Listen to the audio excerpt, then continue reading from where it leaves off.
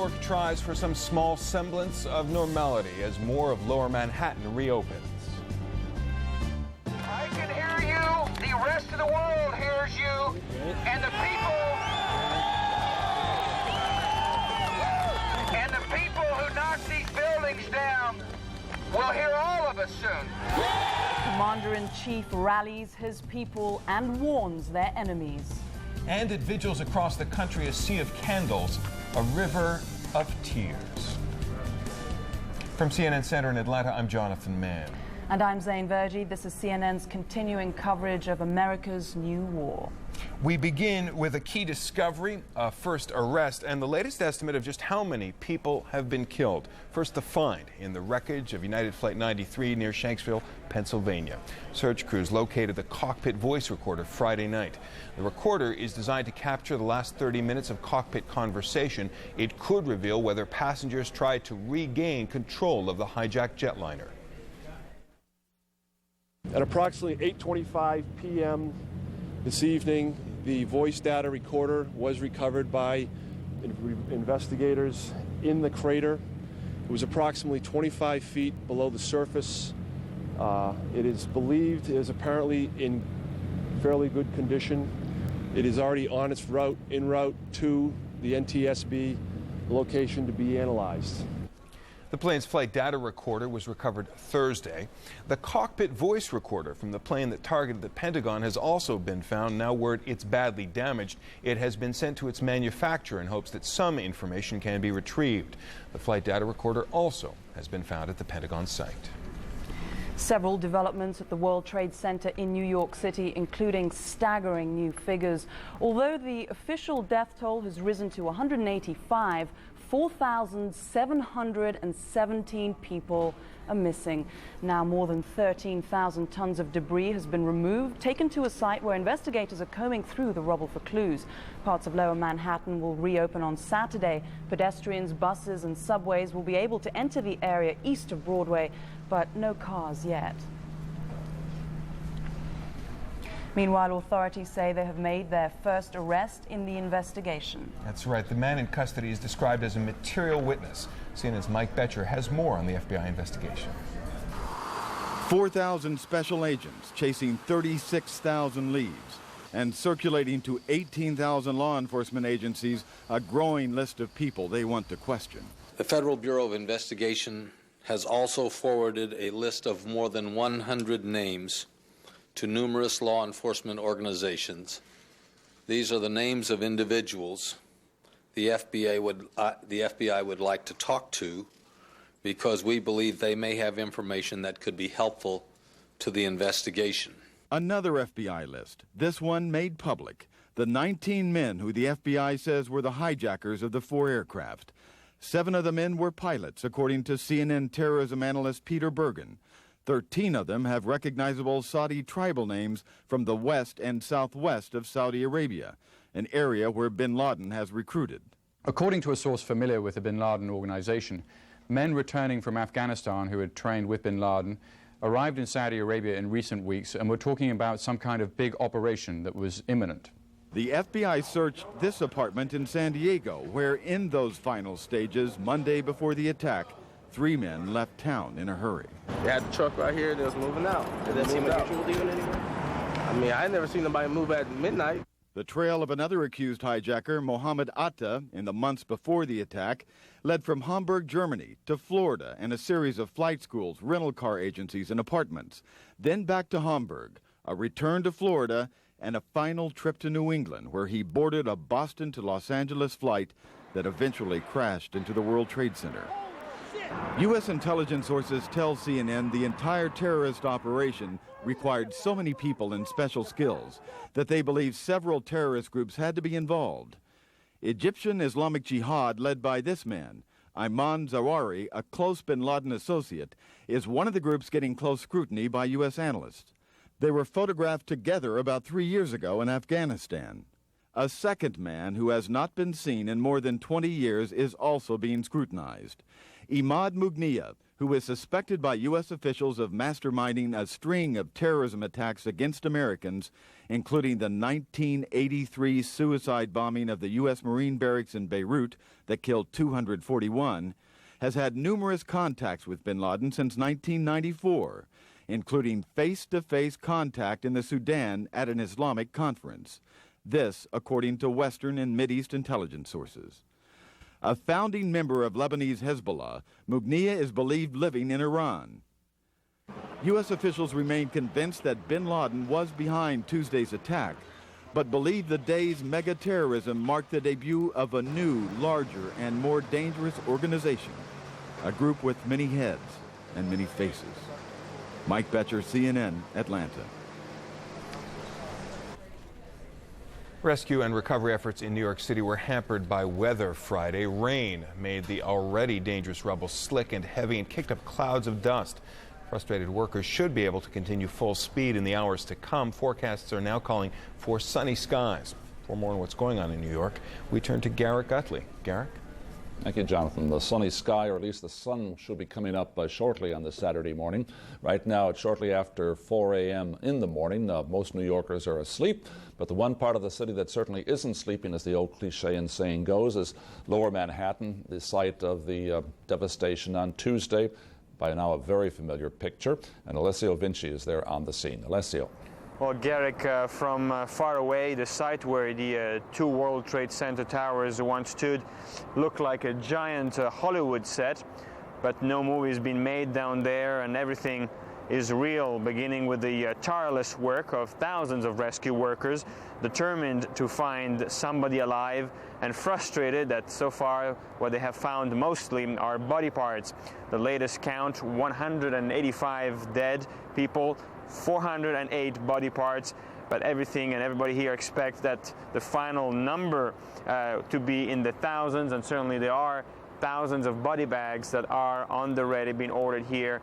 We understand as much as 10,000 body bags ready here to collect those bodies. 4,717 are the people still missing, and the rescue workers there tirelessly digging to that mountain pile of rubble must believe that somewhere down there must be at least even one person alive, perhaps in an air pocket or underneath a big, large piece of concrete. And as you see from these pictures, 4 days after the collapse of the two towers, there's still a big smoke coming out of the rubble. The iron there still smoldering, and perhaps a few fires here and there still burning. The rescue operation is still proceeding 24 hours a day. The rescue workers working. Yeah. I'm sorry, I think we've lost our sound connection with Alessio Vinci down there at the site of the World Trade Center. There's another site which will be active tomorrow. It's about 20, 30 blocks away from where the attack took place. It's an armory. Perhaps there's a bit of an irony there that an armory built to store weapons has become a meeting place for people to gather and commune and really create communities.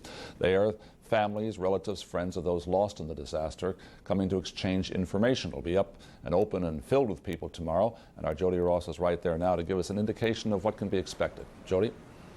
That's true, Garrick. Tomorrow morning, the Army will reopen at around 8 a.m. And if it's anything like today, which I'm sure it will be packed with people from very early in the morning looking for, again, missing friends and family members. Andre's going to show you behind me that the posters remain, the pictures and the signs. That's something that happens even after the hours here of the Armory have closed. People still coming by to put up pictures and signs about their loved ones, hoping that if you recognize a face, see somebody you think you've seen before, that you might be able to help. And that's what keeps this area sort of alive and active even when it's quiet and late at night as it is right now. People continue to come by to look at these signs. It's impossible not to stare at them, impossible not to read them, to take in some of the information, feel some of the sadness for the family and the friends. And that continues to happen even at this late hour. We still see people around. Candles remain lit from the nationwide vigil that started tonight at 7 p.m. And we've been here now for 2 days. I've been here for 2 nights, and you'd think that these stories would sort of start to blend together, become difficult to separate. You know what? That's not the case. Each story, each person that I've spoken to has their own individual sad tale to tell, and quite frankly, they're unforgettable. So all the searching and all the activity begins again tomorrow morning early here at the Armory in New York City. Garrick, back to you. Thank you very much, Jody Ross, on the scene there. And we'll be back a little bit more about what's happening in New York a little later in the program. Back to you now, Zane. Garrick, thanks. Well, the victims and their families were the focus of Friday's National Day of Prayer and Remembrance, designated by U.S. President George W. Bush. At the National Cathedral in Washington, patriotic songs led the way as Mr. Bush joined 4 past presidents and other dignitaries in a display of grief and an attempt to comfort. Here are some sounds and pictures from that event.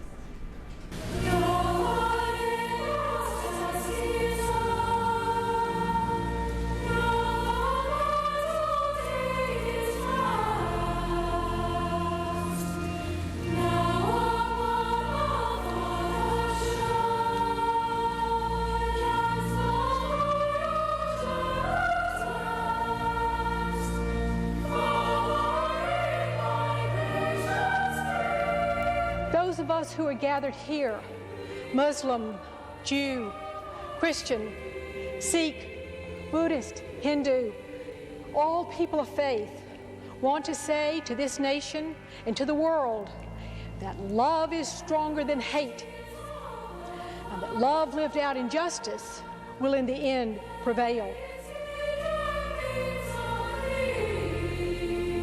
Today we gather to be reassured that God hears the lamenting and bitter weeping of Mother America, because so many of her children are no more.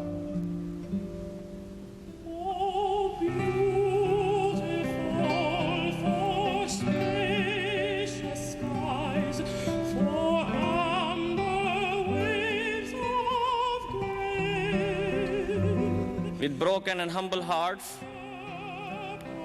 and with tears in our eyes, we turn to you, our Lord, to give us comfort. Help us in our distress. Keep us together as people of diverse faiths, colors, and races. Keep our country strong for the sake of the good and righteousness. My prayer today is that we will feel the loving arms of God wrapped around us, and will know in our hearts that He will never forsake us as we trust in Him. On this National Day of Prayer and Remembrance, we ask Almighty God to watch over our nation and grant us patience and resolve in all that is to come. As we've been assured, neither death, nor life, nor angels, nor principalities, nor powers, nor things present, nor things to come, nor height, nor depth can separate us from God's love. May He bless the souls of the departed. May He comfort our own. And may He always guide our country. God bless America. Elsewhere in the nation, the mood was no less somber, no different, in fact. In the western city of Seattle, candles flickered gently in a nighttime vigil as hundreds paid tribute to the lives lost and affected by the terrorist attacks. Across the country, in the eastern state of Rhode Island, crowds of mourners gathered under a huge American flag to pay their respects to the victims of the attacks. And in Washington, a candlelight vigil complemented the service that was held earlier at the National Cathedral. In the nation's capital, across the country, the mood was sorrowful, patriotic, and reflective of those affected by the tragedy. President Bush spent an emotional Friday leading the nation in prayer in Washington and rallying work crews at the heart of the rubble in New York. CNN senior White House correspondent John King recaps Mr. Bush's Friday and looks at the tough decisions that lie ahead of him.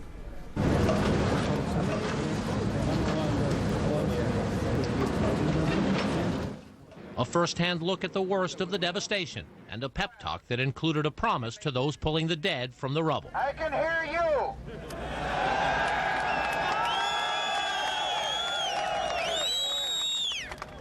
can hear you, the rest of the world hears you, and the people who knock these buildings down will hear all of us soon.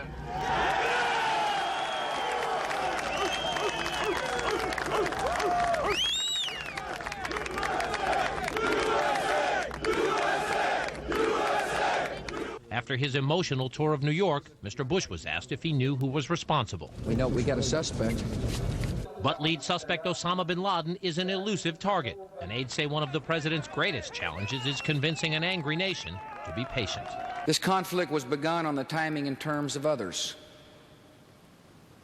It will end in a way and at an hour of our choosing. Mr. Bush declared a national emergency and authorized a call-up of the National Guard and reservists. And Congress passed a resolution authorizing the president to use all necessary and appropriate force to retaliate. Senior officials say they do not rule out a first wave of military strikes in the near future. But Mr. Bush is asking his national security team and other world leaders to develop a long-range plan. For example, sources tell CNN the president is asking the leaders of Canada, France, Germany, Britain, and other nations to do more to break up terrorist cells in their countries, and asking Saudi Arabia and other moderate Arab nations to crack down on bin Laden's financial supporters and to take a tougher line with the Taliban in Afghanistan. In our response, we will have to take into account not only the perpetrators, but those who provide haven, support, inspiration, financial, and other assets to the perpetrators. Mr. Bush also led the nation in a day of prayer and remembrance, with former presidents, the cabinet, and the Congress joining in. Grief and tragedy and hatred are only for a time. Goodness, remembrance, and love have no end. And the Lord of life holds all who die and all who mourn. Consoling the nation is another role for a president at times of crisis, and a father who knows the strains of the job well gave his son a supportive tap. Administration sources say weekend national security meetings will focus on options for responding, and senior officials tell CNN they enter those talks with one encouraging development. Pakistan, which borders Afghanistan, has now promised to fully cooperate in any U.S. operations. John King, CNN, the White House. Armed with congressional authorization to use force, Washington is preparing its warriors. President Bush has given the Defense Department the go-ahead to call up to 50,000 National Guardsmen and reservists. Administration officials say the primary role of the troops to supplement recovery and domestic security efforts. Military planners have identified an initial allotment of 35,500 reservists from the various services. 10,000 of them would come from the Army, 13,000 from the Air Force. The Marines would provide 7,500, the Navy and Coast Guard 3,000 and 2,000, respectively. The Congress passed that joint resolution Friday authorizing the president to counter force with force. We go now to Major Garrett in Washington with more on the story. Major? Jonathan, a significant act by the United States Congress, the House of Representatives, with only one negative vote, and the Senate, voting unanimously in favor of a joint resolution authorizing the use of force. And the wording of that congressional resolution, very significant. Let me put forward to you a key passage. The President is authorized to use all necessary and appropriate force against those nations, organizations, or persons he determines planned, authorized, committed, or aided the terrorist attacks that occurred on September 11, 2001, or harbored such organizations or persons. Why is that significant? Well, in the President's address to the nation on the night of the attack on Tuesday, September 11th, he said the United States would no longer draw a distinction between terrorists and those who harbor them. No one in the White House is calling that a Bush doctrine, but it is clearly a shift in U.S. policy, one now the Congress has completely and thoroughly and legally endorsed, giving the President now full constitutional and legal authority to prosecute a war not just against those the United States deems responsible directly for the acts of terror committed in the United States on September 11th, but the nations that also harbored those terrorists or terrorist cells. A key shift in U.S. policy, one now that has the full backing legally of the United States Congress. Jonathan? Major, one vote against the resolution. Who was it, and why did they vote that way? Barbara Lee, a Democrat from California. That Democrat, Barbara Lee, told reporters afterward that she was afraid of granting the president too much authority to prosecute this, what he calls the new and first war of the 21st century. She was not alone in that general sentiment, although she was alone when the final vote tally was taken. Many members of Congress were a bit reluctant to grant what they might have considered too broad authority to the president to prosecute this war. And in fact, there were some rather heated negotiations between the White House and Congress about language that would have given the president this type of authority to deal with any future terrorist attack. The Congress decided ultimately not to grant what they considered in that case open-ended authority to prosecute a war against actions that had not yet occurred, and gave the president the authority to deal with this particular and specific attack against the United States on September 11th. The White House decided ultimately that was good enough, but there was a good deal of negotiation, some of it heated about even broader authority for the president, but in the end, a unanimous or very near unanimous endorsement from the Congress for these broad presidential powers to react to the tragic, murderous events of September 11th. Jonathan. Major Garrett in Washington, thanks very much. Zane? Thanks, John. Osama bin Laden, the man some Bush administration officials describe as the prime suspect, has long been at the top of the U.S. list of major sponsors of terrorism. Andrea Koppel looks at how far-reaching the U.S. response might be if bin Laden's the target. If, as the U.S. suggests, Osama bin Laden was the mastermind behind Tuesday's attacks, going after him and shutting down his al-Qaeda terrorist network will require more than just a military assault on Afghanistan. That's because over the years, al-Qaeda has become an international network with cells rooted in almost every region of the world. That's why Secretary of State Colin Powell has put the world on notice. The United States needs help. I am not threatening so much as I am saying this has become a new benchmark, a new way of measuring the relationship and what we can do together in the future. Since Tuesday, Powell has had the world on speed dial, in particular reaching out to countries where the U.S. says Islamic militant groups have links to bin Laden's network. Once these people have been trained in Afghanistan, we know that they've gone to Africa, we know that they've gone to Asia, we know that they've gone back to the Middle East, and it's clear now that they've also come to the United States. People like Ahmed Rassam, the man charged with attempting to bomb the United States over the millennium. He's a member of Algeria's armed Islamic group, but was trained by bin Laden. So were members of Pakistan's Harak-ul-Mujahideen group, which hijacked an Indian jetliner to Afghanistan in December 1999. On Friday, Pakistan's president informed the U.S. his country is prepared to take specific steps to help the U.S. wage its campaign against bin Laden. And in the Arab world, Powell has asked countries like Saudi Arabia to cut off the flow of money and resources to bin Laden. For Secretary Powell, who led Allied troops to victory in the Gulf War, this war against terrorists will be fought on an entirely different battlefield. And so you have to design a campaign plan that goes after that kind of enemy. And it isn't always blunt force military, although that is certainly an option. But diplomatic sources say whatever option the U.S. chooses to take, it will need the support of Islamic countries. Such support would send a strong message to bin Laden and his Islamic extremist supporters around the world. They have nowhere to hide. Andrea Koppel, CNN, at the State Department. Officials across the United States are urging citizens not to vent their frustration on Muslims and Arab Americans. Still, there have been threats and attacks. Hundreds of members of the Los Angeles Muslim community gathered for Friday prayer amid a large police and FBI presence. Muslims across the U.S. are finding themselves targets of threats, harassment, and abuse. Islam and terrorists are completely separate. Islam has nothing to do with terrorism.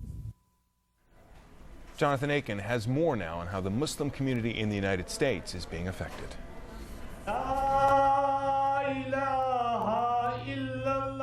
In mosques and community centers like this one, Muslims added their voices to Friday's national chorus. we are able to, participate in the National Day of Prayer as well. But this is our day of prayer.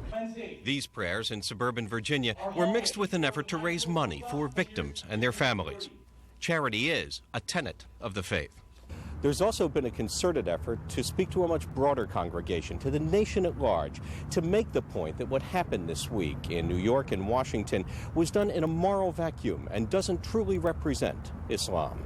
Once a Muslim commits murder against an innocent life, he's outside the bounds of Islam. He cannot be considered a Muslim.